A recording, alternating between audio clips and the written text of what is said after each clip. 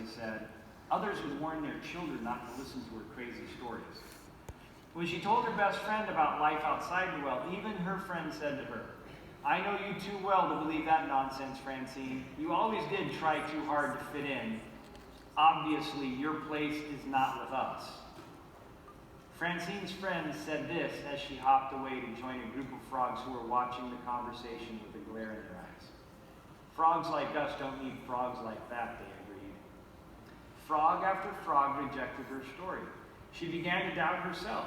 Is there really a better life outside the wall? She would ask herself. Is there really a place where frogs jump on things called lily pads that grow in bodies of water called ponds? She questioned. Am I supposed to simply forget what I know to fit in? She pondered, feeling alone and dejected.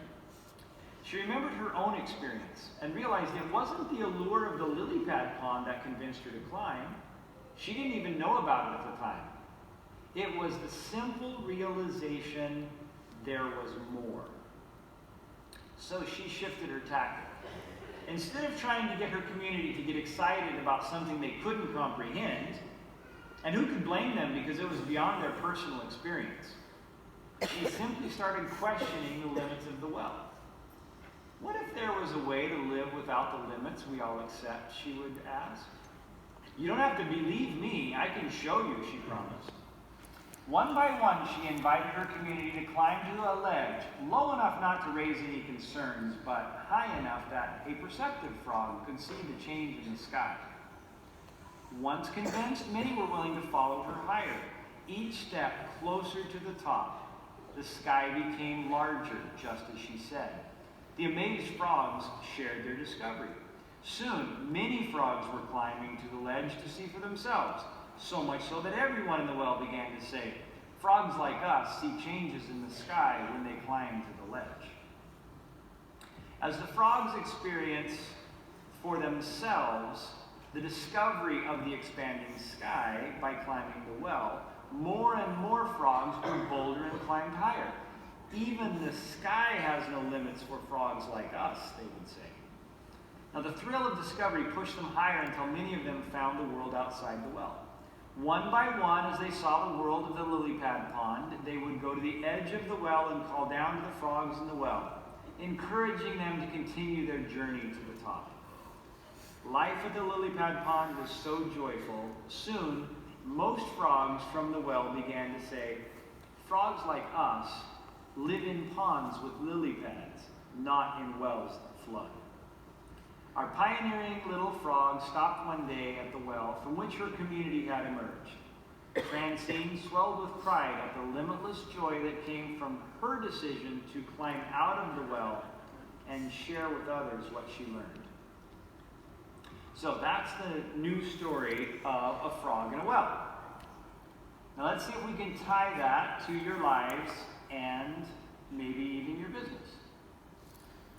So, I asked some participants at leadership yesterday and the Shining Star finalists from Region 1 to send me some questions. I've got a mix of them.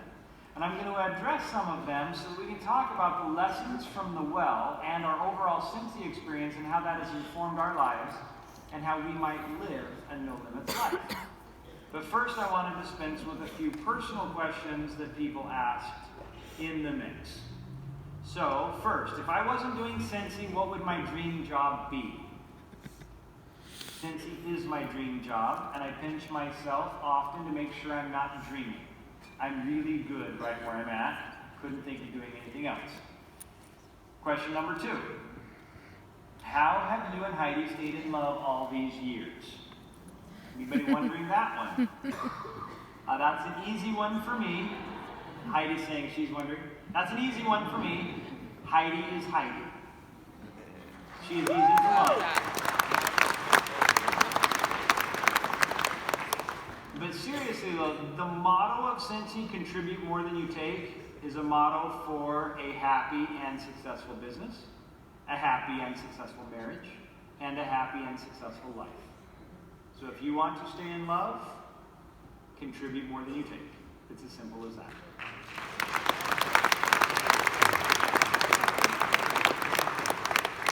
Well, that might be too simplistic. It has to go both ways. And I'm grateful that Heidi reciprocates, and we have an upward ladder. And I know that's not always the case. And I am very grateful for the relationship that we have. Love you too. So, who says sorry first, you or Heidi? I think Heidi answered that in her keynote. I have heard her say I'm sorry 2, maybe 3 times in our marriage. She shows me she's sorry, but she hates to say it. And even on the trip, we have a little dispute. She said, I said I'm sorry for the first time. And I said, no, I said I'm sorry while you were still mad at me. You didn't listen. So, but I'm going to give her credit for it. That was hard, and I appreciate it. My heart swelled. When she said I'm sorry, whoa, what? It was a great moment, and I wasn't immediately on the site for another decade. Okay, what are your tips for managing time effectively? Honestly, you can ask people that are close to me. I am not the one to ask. That is something that I need to work on. We all have our own strengths and weaknesses. I focus on my strengths. Organization, time management isn't really one of them. But it's something that I hope to get better. Yeah, I can't give you much advice on that. There are others around me that are much better at time management. 3 of your leaders from yesterday asked a question that I think I can answer together. So I'm going to mention the questions, the 3 of them, and then I've kind of prepared some stuff to answer the 3. So here are the 3 questions. One asks, how did you overcome significant times of struggle? Another asks, what are some challenges the next generation of consultants will face? And I think that's probably because some of your leaders have been around and they've had a couple of challenges, and those challenges are no longer the challenges that we face. And every year there seems to be new challenges that come up. Finally, what are your top tips for building teams? And I think these 3 questions can actually, they have a similar answer. So let's see if this makes sense. I think that the challenges are always the same, but the obstacles might be different. Okay? The challenge in your Scentsy business and in your life is to achieve and maintain momentum. Now, I describe momentum as that feeling that the wind is at your back, or the feeling that you get when you're on a bicycle or you're riding downhill. Every pedal seems more and more efficient. Maybe you're feeling like the wind is always blowing against you, and every pedal is a struggle. Maybe it's only been a few months, and you had a great launch month, and now you're wondering if you'll get that feeling or that momentum back. Or maybe you've been with Scentsy for many years and you don't have the same energy that you once had. Now, as some of you may know, Seth Godin is one of my favorite authors. One of his favorite books is The Dip. And it hit us. I found that book at the perfect time. And I've personally kind of been geeking out since I got to meet him. He's kind of a hero of mine. And some people thought that I'm trying to look like him too much, but you have to see a picture of him to understand that. He's another bald guy with glass. But the reason that The Dip is so important to me is because it hit at a critical time. It gives us lessons all in our lives. So Scentsy grew so fast in the early days here in Australia, and in New Zealand it hit right off the bat and did extremely well. And that replicated the story of Canada and the United States. And whenever you grow really fast, you know that there has to be a peak. And where there's a peak, there's the other side. Now that other side can be a cliff that you fall off of, or it can be a dip. And once you're growing fast, you can't grow fast forever. I mean, we can't keep recruiting as fast as we were, or the world would run out of people. We were doubling so quickly. And we could see that there was a dip coming. And we were nervous about what to do. So in 2012, before we launched here in Region 3, we launched 2 brands. I think one of them we brought here, one of them we didn't. Grace Adele and Velada. Now, for those of you who don't know, Velada was a fondue and food brand, and Grace Adele was a women's accessories line with handbags and jewelry. Now, we put our heart and soul into those brands. Again, we were nervous of our peak and the feeling that a peak was coming. And so we thought this might be a great opportunity to expand our offering. And they were successful in many ways. They were profitable, people loved the products, and we could be proud of the work that we did. But overall, the sales of the Scentsy family were declining, even though, right after that, when we launched Australia, it was a huge boost in everybody's arm. The overall company in 2013 and 14 were declining. And we wondered, we have these extra things, what's happening? The attention that we had as a collective company was starting to get fragmented. And as Heidi and I talked about this, we wondered what to do. And this is when I found the book The Dip, where Seth brings up a concept that I think is brilliant. I'm going to paraphrase him a little bit, but he said, the saying that winners never quit may be the dumbest thing anybody's ever said. Winners quit all the time. They just quit the right things. Now, I'm sure that LeBron James, the American basketball player, could have been a great at any sport. But he quit playing American football at one point so that he could be the greatest basketball player of our time. Now, we could have been a great accessories company or a great food company, but we quit those things so that we could be the best fragrance company in the world.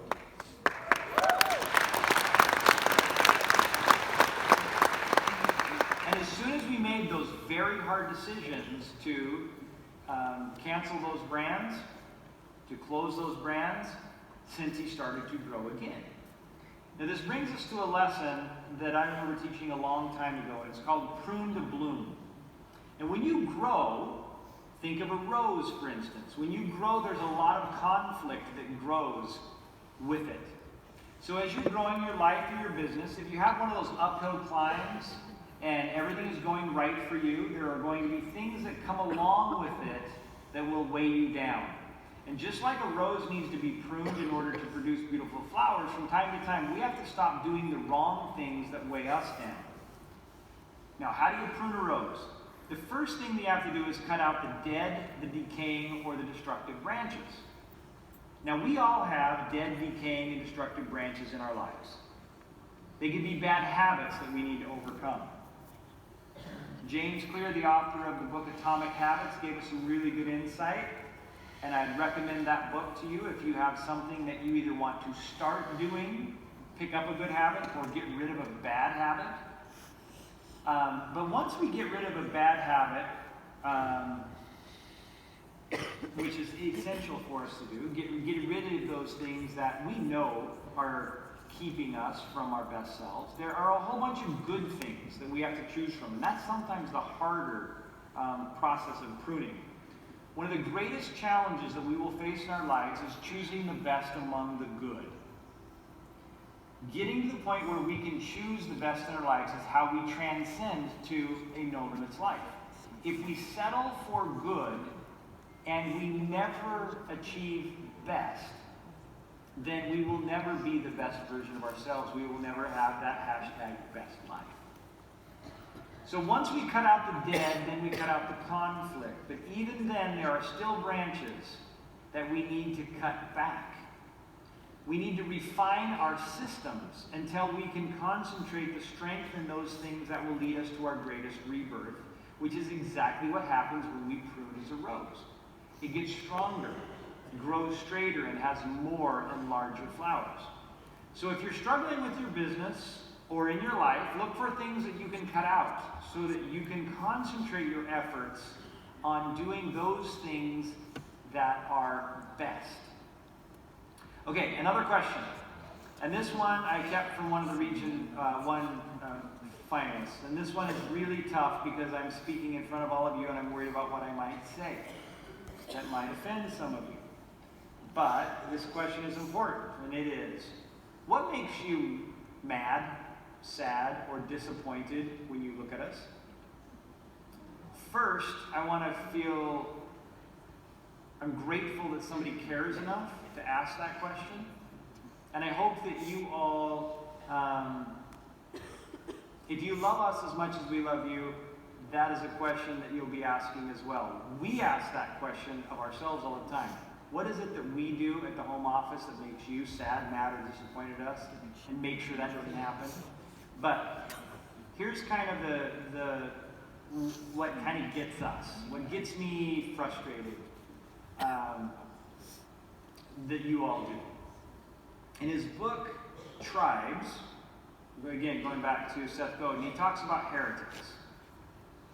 Now, we love to see heretics when they're innovators that push the envelope on what's possible, when they show us a new and a better way. We want to champion innovation so that the Scentsy community gets better. We see hundreds of good heretics that challenge the Scentsy status quo and bring about positive change. In his book, Seth says, heretics are the new leaders, the ones who challenge the status quo, who get out in front of their tribes, who create movements. So we like them. But there are also heretics that mess everything up. The equivalent to driving on the wrong side of the highway, because they think they'll get there faster. I'm talking about those who blaze a new path by breaking the rules at the expense of others. For example, if you want to make me mad, sad, or disappoint me, cross-promote. Right? Cross-promoting is when you use your Scentsy community to sell a competing product or sell something else, right? Cross-promoting is the one thing that hurts us most, because cross-promoting breaks the contract that we have with each other that, as Scentsy consultants, that holds us together. So as a group, as a tribe, we need what's called cohesion. We need to be held together by something. And when one stands up in the front of a theater, it forces the people behind them to stand up. And eventually, everybody in the theater has to stand up. They see the exact same view that they had before, but now they all are standing instead of being able to sit comfortably and get the same view. All because one person at the front of the theater thought it would be best to stand up.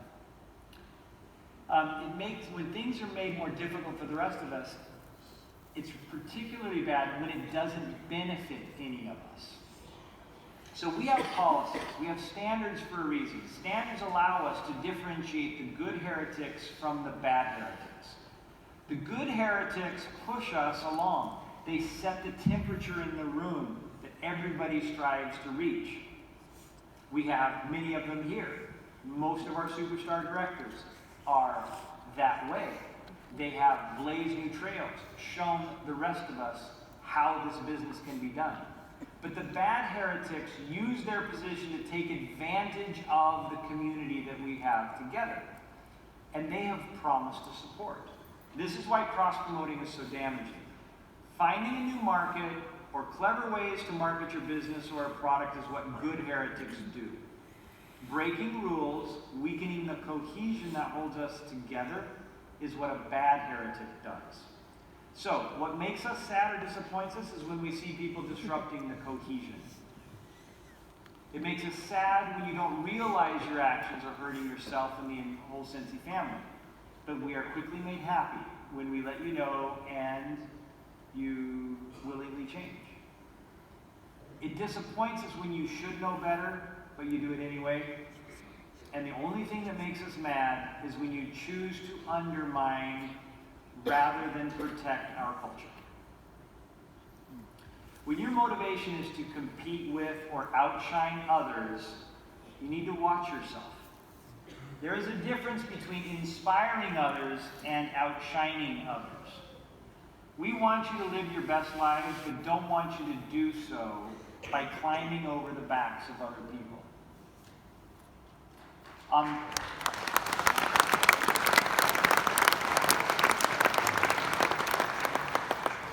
On the next question, every day, Heidi and I wake up with one question in our minds, and it happens to be this question from one of our Region 1 Shining Stars. What is going to keep us in existence as a company when other direct selling companies are shutting their doors? The question we wake up to every day. And we learned last week that another long-established direct selling company in the United States announced they're closing. Many of us have stories of friends who've been in other direct selling companies who woke up to an email telling them that their business was over.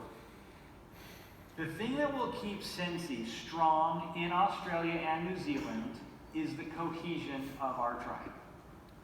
That cohesion out there now in our consultant community and in the home office. We have it and we have to maintain it. From a home office perspective, we have you covered. We have solid systems and infrastructure. We have an experienced management team. Our finances are fine. We're going to be fine. And I believe we're doing our job, and you don't have to worry about whether or not we will be solid enough for you. Heidi and I have built this business to protect it from any eventuality over the next 50 years, if we can. I always think of my parents.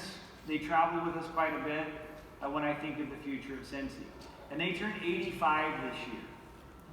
And they still hold hands every day, and that inspires me. And, you know, they are the age that Heidi and I will be when Scentsy has its 50th anniversary.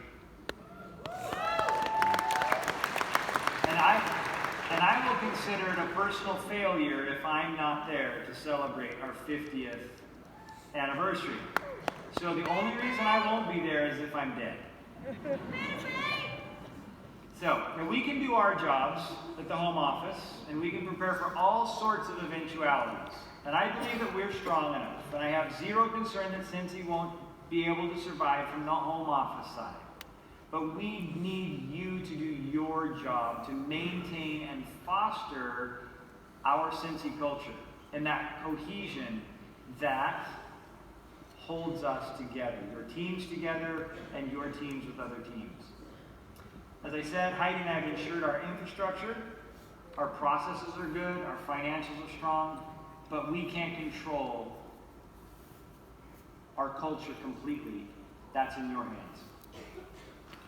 Promoting Dan to president of Scentsy doesn't mean Heidi and I are getting ready to leave. We aren't going anywhere. Our main focus is to protect Scentsy's culture. And we have to prepare and need contingency plans if something does happen to us. You know, we do drive in cars, and cars do get in accidents. So we need a contingency plan so that we can fulfill that promise, that we can pass our business, or that you can pass your business on to your children and their children, if that's something that you want to do. But if you continue to contribute more than you take, then we'll be fine. Everything starts and ends with our mission statement: to bring value to the world by providing an industry-leading, family-friendly business opportunity, selling creative, artistic, high-quality products that warm the heart, enliven the senses, and inspire the soul. That's always been the case, and it always will be. So, our next question comes from a Region 3 leader. What advice would you give someone who is now sitting on a bench with you about to make a life-changing decision? So, I love what James Clear said in his book, Atomic Habits. He said, "You do not rise to the level of your goals, you fall to the level of your systems." So simple tasks build to a no-limits life. So before I would make any life-changing decision, I would evaluate the system I have in place to make it work. Does that system mean that we should avoid making it? Does that mean that we should avoid making a decision until we have expertise? Often, we have to learn systems as we go. But we should be committed to overcoming challenges, accepting criticism, embracing hard work, like Heidi taught us in her 2017 keynote. And we need to identify how we are going to learn what we need to learn and be disciplined enough to learn it. Let's look at our Scentsy business. We don't prescribe what a home party means, what sponsoring means, what improving yourself means, but the framework is there for us to transcend our current level of performance and develop something greater. Life-changing decisions are ones that help us transcend our current limits. Transcendence in our own life usually involves improving the lives of others. And in Scentsy, we transcend our limits by sponsoring others. In the Frog in the Well story, Francine's life would have been completely insignificant had she not gone back to share her new understanding with others.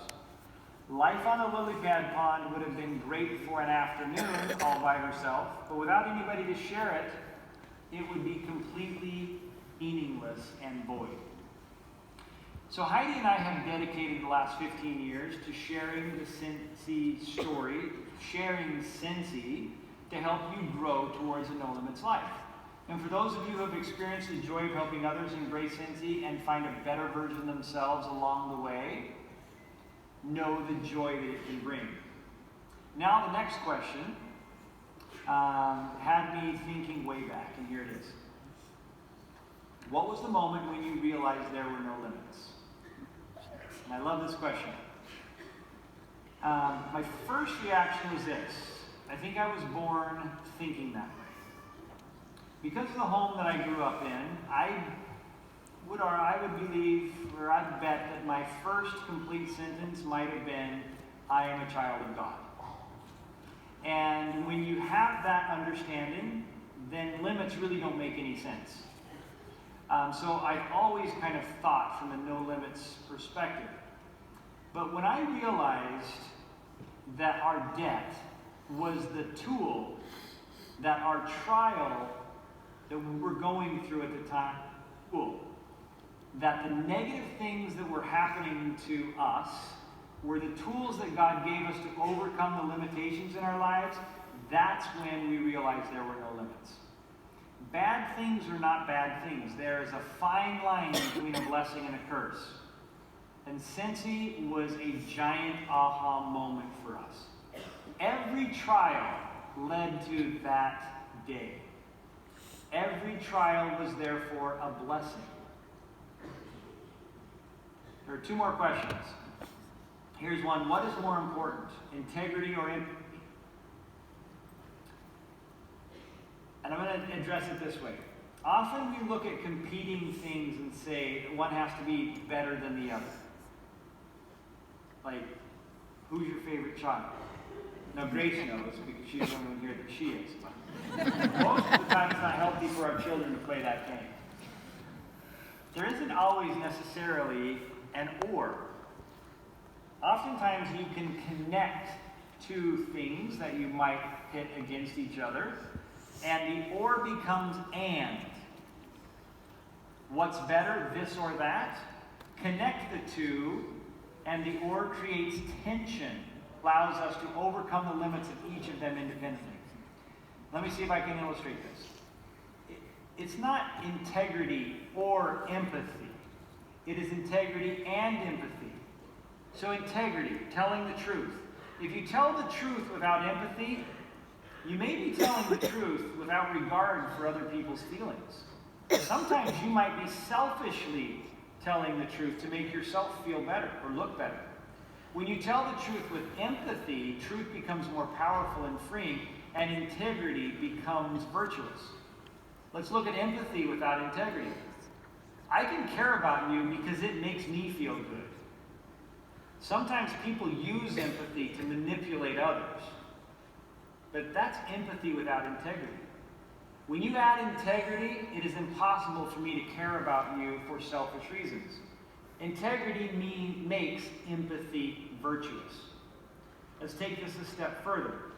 When we have conflicts in our lives, and sometimes in Scentsy, add the word and remove the or.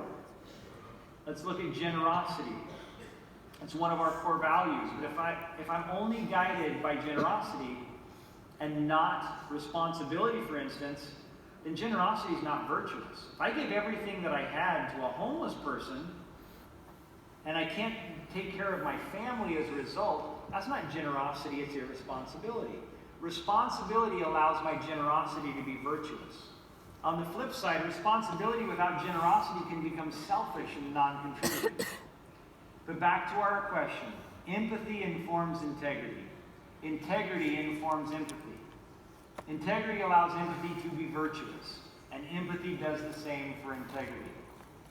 Remember this when you see a Scentsy rival, or a rival outside of your Scentsy business.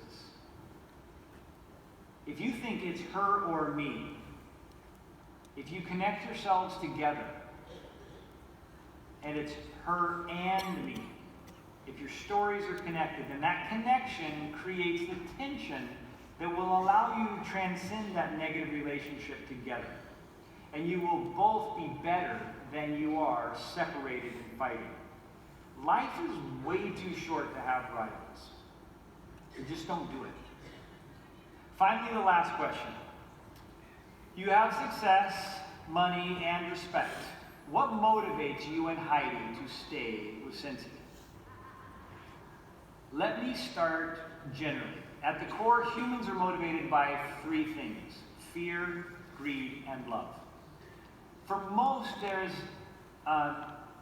for us, for Heidi and me, there's not a lot that scares us anymore. Scentsy happened so fast and we had so much support that our fear went away very quickly. So we were left with greed and love. And we knew that if greed was our motivator, we would never be happy. So our whole focus was and is to make a decision every day that greed will not win and that love will always dominate. And Flo, thank you for your story, for reminding us how important every interaction is with each of you. The only way for us to do this is to focus on love until that focus became second nature to us.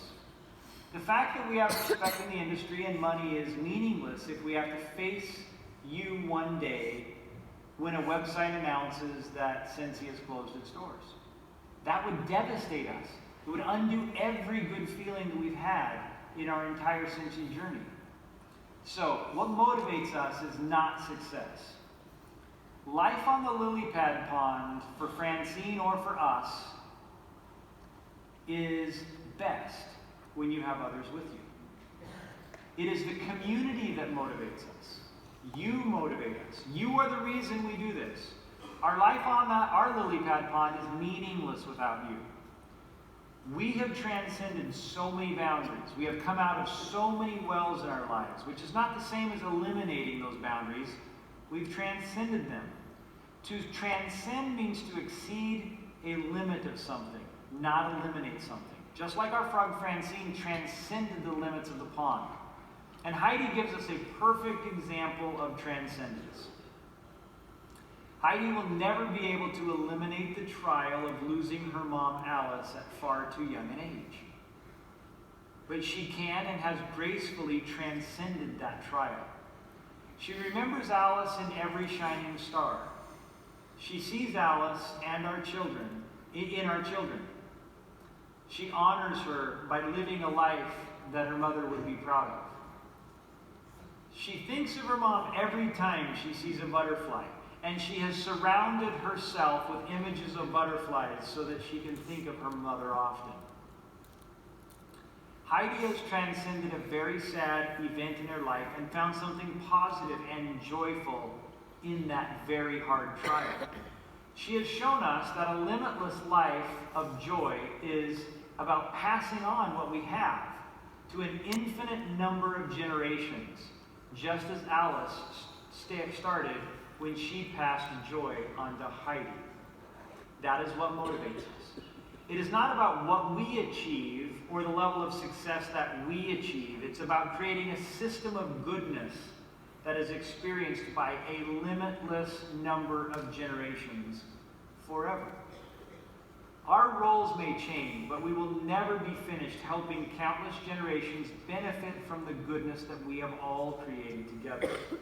Our lives are full of meaning because of your lives and the impact that we have on the world together. We are here because your lives bring meaning to our lives. Just as the lily pad pond was made meaningful by the community that gathered there above the well, finally aware that their lives had no limits, just as yours have no limits. Thank you.